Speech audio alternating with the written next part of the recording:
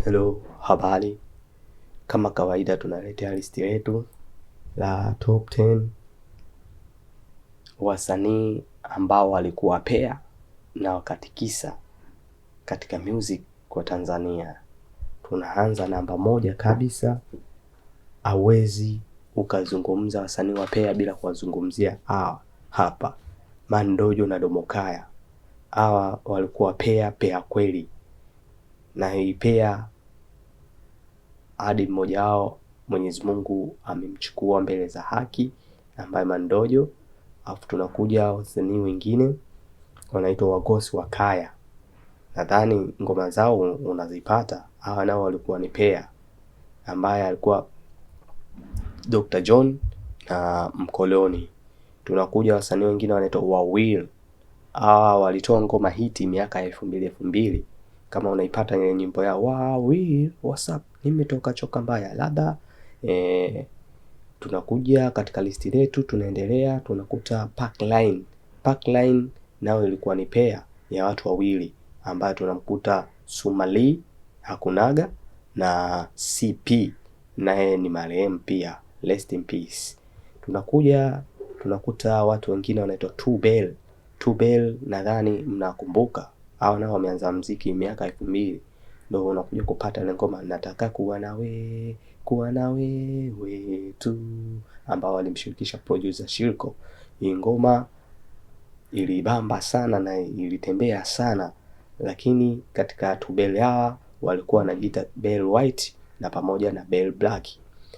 Lakini katika maisha ya muziki kundi lao likapotea ghafla. Tunakuta wasanii wengine wanaitwa Watu Kutu ni kundi nao lililoanzishwa na watu wawili, ambao kuna mtu mmoja anaitwa Last Lion na John Walker, naye rest in peace kwa John Walker, msanii huyu amefariki. Tunakuja kundi lingine hili la Wanafamilia. Na tunaposema Wanafamilia tunamaanisha kwamba ni Wanafamilia ambao tunakuta Datas na Squeezer.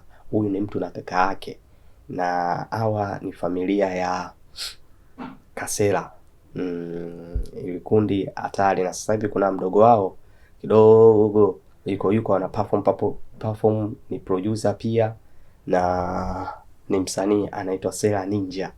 Na hawa pia kuna ndugu yao mwingine ni mwalimu wa chuo cha music Bagamoyo, ambao ni mjomba wao anaitwa Jikoman.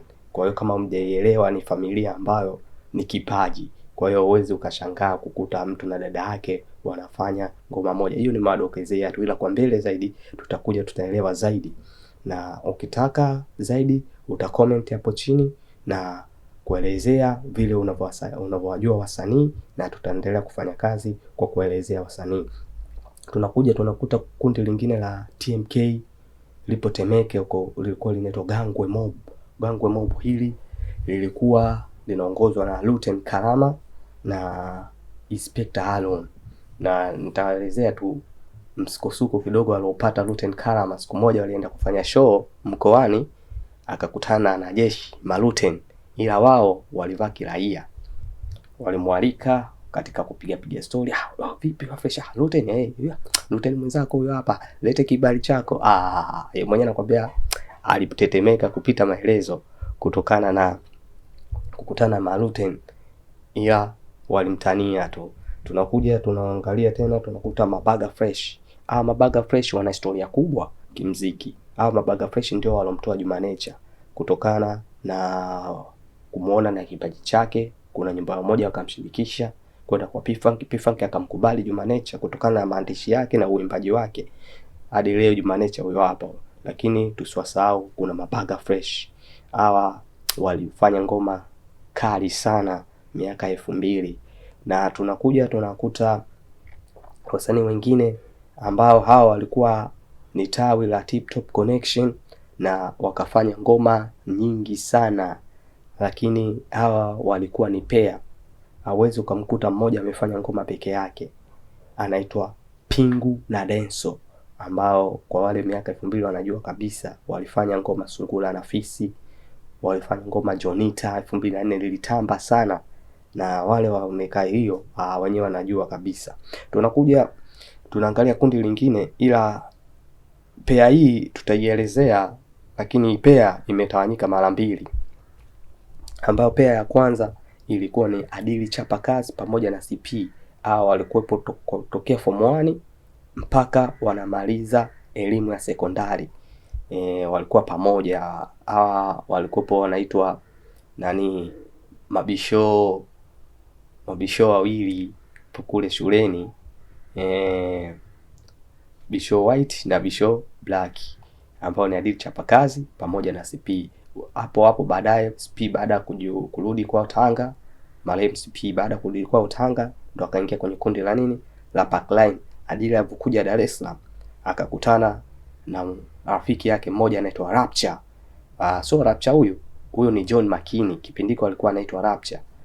Ndo akaanzisha kundi lao la mapacha wawili, yani kwamba mapacha wanaofanana lakini wazazi tofauti. Au huyo John Makini, kwa wale msiojua, katika song zake alikuwa anajiita Rapture. Ndio maana hata P Funk na hisi hata huyo Rapture akamuita kutokana na jina hilo. Tunakuja kundi lingine, tunakuta hawa nao pia walikuwa Tip Top Connection, lakini walikuwa wanafanya kazi kwa pair. Wale ambao mnakumbuka walikuwa wanaitwa Yakuza Mob.